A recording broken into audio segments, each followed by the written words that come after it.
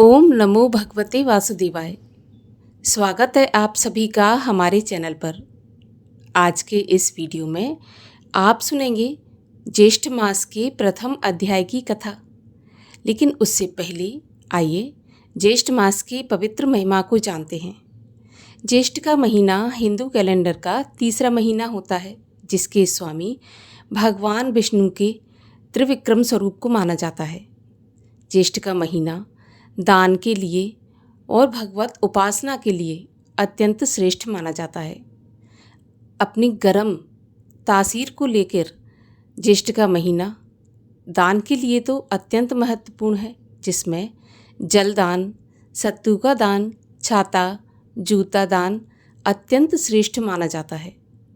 ज्येष्ठ के महीने में कई महत्वपूर्ण त्यौहार भी आते हैं, जिसमें गंगा दशहरा, वट सावित्री व्रत, निर्जला एकादशी का व्रत अत्यंत ही श्रेष्ठ और भगवत कृपा के लिए माने जाते हैं। ज्येष्ठ का महीना और भी श्रेष्ठ हो जाता है जब ज्येष्ठ के महीने में ज्येष्ठ मास की कथाएं श्रवण की जाती हैं। भगवान विष्णु के निमित्त समर्पण भाव से अगर ज्येष्ठ के महीने में ज्येष्ठ मास की कथाएं सुनी जाती हैं, ज्येष्ठ मास में दान किया जाता है, जीवन के सभी पाप नष्ट होकर मोक्ष की प्राप्ति होती है। साल 2026 में ज्येष्ठ का महीना अत्यंत श्रेष्ठकारी है, क्योंकि इस महीने में अधिक मास भी लगने जा रहा है, जो कि भगवान विष्णु की दुगनी कृपा पाने का अत्यंत ही श्रेष्ठ समय है। अधिक मास 17 मई से लेकर 15 जून तक रहेगा। तो अधिक मास भी भगवान विष्णु के पुरुषोत्तम स्वरूप को समर्पित होता है। तो ज्येष्ठ के महीने में और अधिक मास हो, ये संयोग भगवान विष्णु की कृपा प्राप्त करने के लिए अत्यंत ही श्रेष्ठ संयोग है। इसके अलावा ज्येष्ठ के महीने में हनुमान जी की पूजा का भी विशेष महत्व है, क्योंकि ऐसा माना जाता है कि ज्येष्ठ महीने के मंगलवार को ही हनुमान जी की भगवान श्री राम से प्रथम भेंट हुई थी। तो इसीलिए जो भी ज्येष्ठ मास के मंगलवार होते हैं, उन्हें बड़े मंगल के रूप में माना जाता है, या फिर जिन्हें बुढ़वा मंगल भी कहा जाता है, जिनमें हनुमान जी की विशेष पूजा करनी चाहिए, जिससे हनुमान जी की कृपा प्राप्त होती है। तो अत्यंत ही श्रेष्ठ है ये ज्येष्ठ का महीना। आज के इस वीडियो में हम ज्येष्ठ मास के महात्म के पहले अध्याय की कथा का श्रवण करेंगे, और जहाँ तक हो सकेगा भगवान विष्णु के परम प्रिय भक्तों की कथा का श्रवण भी साथ में करेंगे, क्योंकि कहा जाता है कि भगवान विष्णु जितना स्वयं की प्रशंसा और कथा से प्रसन्न नहीं होते, उतना अपने भक्तों की कथा और प्रशंसा से प्रसन्न होते हैं। तो आशा करती हूँ कि आज से लेकर अगले समस्त ज्येष्ठ मास के अध्यायों को और पुरुषोत्तम मास की कथाओं का श्रवण आप अवश्य करेंगे और इस यात्रा में हमारे साथ बने रहेंगे। बस आपको हमारी ये कोशिश पसंद आए तो वीडियो को लाइक करके शेयर अवश्य कर दीजिए, और अगर अभी तक आपने हमारे चैनल को सब्सक्राइब नहीं किया है तो चैनल को सब्सक्राइब करके बेल आइकन पर भी क्लिक कर लीजिए। तो चलिए आज की कथा की शुरुआत हम करते हैं विशेष रूप से भगवान के परम भक्त प्रहलाद जी की कथा से, जिनको कि पुरुषोत्तम मास में ही भगवान ने दर्शन दिए थे। एक समय की बात है, राक्षस राज हिरण्याक्ष का हिरण्यकश्यपु नामक एक भाई था। उसका विवाह नाग कन्या कयादु से हुआ। जिस समय भगवान विष्णु ने वराह अवतार धारण कर हिरण्याक्ष का वध किया था, उस समय हिरण्यकश्यप ब्रह्मा जी को प्रसन्न करने के लिए कठोर तपस्या कर रहा था, और उसकी पत्नी कयादु गर्भवती थी। उसके गर्भ में एक शक्तिशाली दैत्य पल रहा था। ये सोचकर इंद्र ने गर्भवती कयादु का हरण कर लिया और उसे मारने के लिए उद्यत हो गया। तब मार्ग में देवर्षि नारद ने कयादु की दुर्दशा देखकर इंद्र को समझाया कि देवेंद्र, कयादु जैसी साध्वी और धार्मिक स्त्री का जीवन रहना बहुत ही ज़रूरी है और आपके हित में है, अतः आप इसे छोड़ दीजिए। इस समय इसके गर्भ में एक ऐसा बालक पल रहा है जो आने वाले समय में भगवान विष्णु के परम भक्त के रूप में प्रसिद्ध होगा। देवऋषि नारद के समझाने पर इंद्र ने कयादु को छोड़ दिया।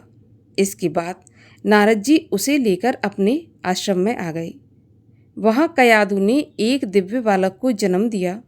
जन्म लेते ही बालक के मुख से भगवान श्री हरि का उच्चारण हुआ। ये देखकर कयादु का मन प्रसन्नता से भर उठा, क्योंकि वह भी भगवान विष्णु की परम भक्त थी। और प्रसन्नता के मारे उसने अपने पुत्र का नाम रखा प्रहलाद।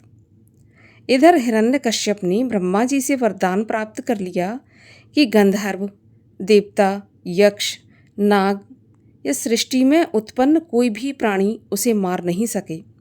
उसकी मृत्यु न अस्त्र से हो, न शस्त्र से हो, न दिन में हो और न रात में हो, न आकाश में हो और न पृथ्वी पर हो, न घर के अंदर और न घर के बाहर हो।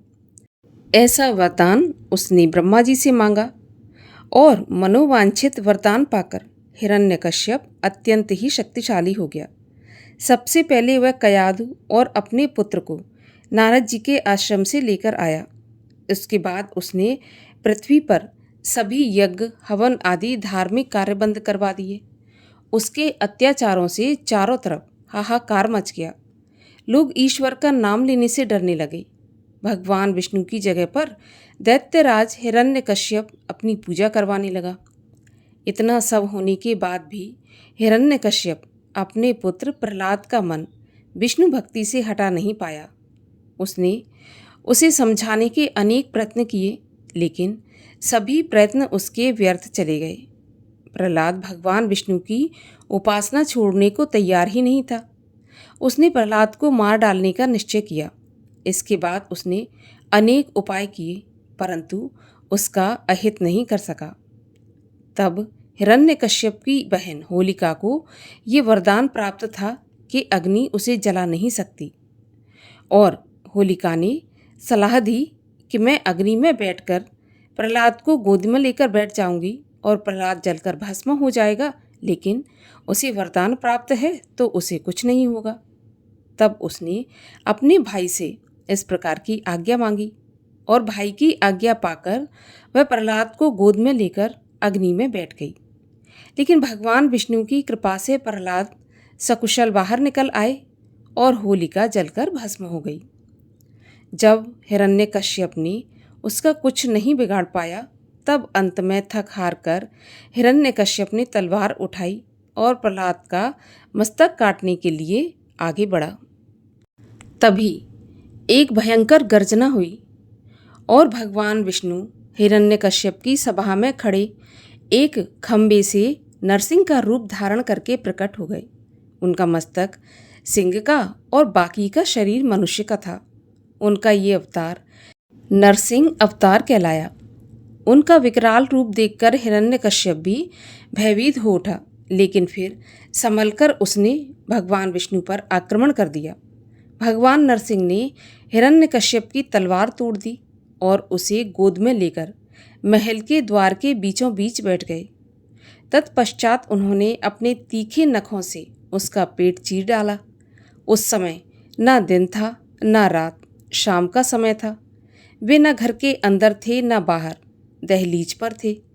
हिरण्यकश्यप का शरीर न पृथ्वी पर था न आकाश में, नरसिंह भगवान की गोद में था। और इस प्रकार ब्रह्मा जी द्वारा दिए गए वरदान के अनुसार साल का 12 महीने में से कोई महीना न था, बल्कि पुरुषोत्तम मास था। और वरदान के अनुसार भगवान नरसिंह ने दैत्यराज हिरण्यकश्यप का अंत कर दिया और अपनी भक्त प्रहलाद की रक्षा की और संसार को हिरण्यकश्यप के आतंक से बचाया। और अब सुनिए ज्येष्ठ मास के महात्म्य के प्रथम अध्याय की कथा, जिसमें जलदान की महिमा का वर्णन किया गया है। बहुत से ऋषिगण भगवान स्कंद जी से बोले, हे षडानन, हम लोगों ने विस्तार पूर्वक वैशाख मास का महात्म्य भी भली प्रकार सुना, परंतु फिर भी मन की तृप्ति नहीं हुई। इसलिए सबको संतुष्ट कर देने वाला ज्येष्ठ मास के महात्म्य को कृपा करके कहिए, जिसके द्वारा सुनने वालों के पाप नाश हों इस ज्येष्ठ मास के देवता कौन हैं, इसके सेवन से क्या फल प्राप्त होता है तथा इसके सेवन की विधि क्या है, ये वार्ता हमसे कहिए। तब कार्तिकेय जी ऋषियों से कहने लगे कि आप लोगों ने जगत के उपकार के लिए अत्यंत उचित प्रश्न किया है। मैं आप लोगों से ज्येष्ठ मास के महात्मा को कहता हूँ। जिस प्रकार से सब देवताओं से श्री विष्णु जी बड़े हैं, प्रशंसा के लायक हैं और प्रजा के पालन करता हैं, उसी तरह ये ज्येष्ठ मास के सभी दिन श्रेष्ठ हैं और पर्व के समान हैं। इसलिए यह माह सब लोकों में श्रेष्ठ माना गया है। इस ज्येष्ठ मास में शौच आदि से निवृत्त होकर प्रातःकाल स्नान करना चाहिए। इस प्रकार दशाश्वमेघ तीर्थ में स्नान गंगा लोकों को पवित्र करती है। समस्त पापों के नाश के लिए ज्येष्ठ मास में स्नान कर दशाश्वमेधेश्वर का दर्शन करें तो स्नान करता फिर दूसरी बार जन्म नहीं लेता। इस ज्येष्ठ मास के दिवस पुण्यतम और धर्मयुक्त हैं। जिस ज्येष्ठ मास में पापनाशनी और सुंदर स्तोत्र वाहिनी गंगा अवतीर्ण हुई, ज्येष्ठ मास की सब तिथियों में अधिक पुण्य देने वाली दशमी तिथि 10 प्रकार के पापों का नाश करने वाली है। उस दिन स्नान और दान अवश्य करना चाहिए। जल से भरा हुआ घड़ा दान करें। जल दान, व्यंजन दान, चंदन दान, छत्र दान और जूता दान भगवान त्रिविक्रम के प्रीत्यर्थ करना चाहिए। जूता दान करते समय इस प्रकार से भगवान से प्रार्थना करनी चाहिए। हे केशव, कांटों और कंकड़ों से रक्षा के लिए मैं जूता दान करूँगा, जो कि सभी स्थानों में सुख देने वाला है। इस जूता दान से आप मुझे शांति प्रदान करें।